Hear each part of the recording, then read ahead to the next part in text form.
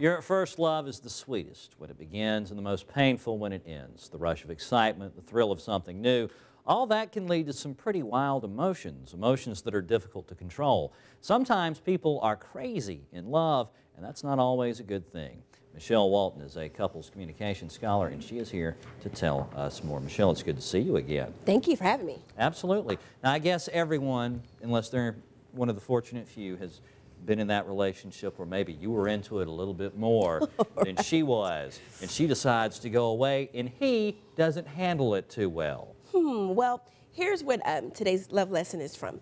A story that was in the Huffington Post, AOL.com, about a former pro soccer team manager who breaks into the home of a fortune teller whom he'd paid $212,000 to put a love spell on his girlfriend so she would come back to him.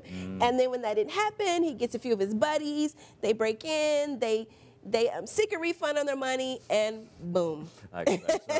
Disaster. Wow. So she took him for $212 grand. $212,000. She knew that he was crazy in love, but the situation is that when you're in fast and furious love like that, it leads to rash actions that you will regret. Tattoos, quickie marriages, moving to a different city, changing your hair, gaining weight, losing weight. Those are the kinds of things. And so I ask, why do we do crazy things when we just simply fall in love? Right. Why do we do that? I have no idea. And you mentioned all those, the ones that I see people exhibit most often. You know, we have a lot of young men and women here, and they tend to do the same things. You know, a relationship ends, and they seek closure, and they want to talk to the person, and the other person doesn't want to talk to them, and then it kind of starts getting a little bit ugly. Well, do you know why that is? A researcher from Rutgers, Helen Fisher, who's an anthropologist, she's done extensive research, and she found in her research that love is like a drug, and it makes us react in the same way as if we were addicted to a substance. So it kind of happens where you're in love, you have so much energy, then you're elated, and then you're obsessed. So you tolerate the person even when you don't want to, and then you can't help it, you just want more and more, and much like a drug, it wears off, and then what do, Danny? You go crazy. Yeah. You go crazy or you crash. I need more of the love, and I can't get it anymore. You need more, you need more. And then what ends up happening is once you kind of come down from it, there's always a relapse. Sounds like addiction, right? Yeah. And then you're back obsessed with them again, and then the cycle just continues until finally you're done. Hopefully you're not in jail or being arrested, but there it is. Or too horrifically embarrassed. That too.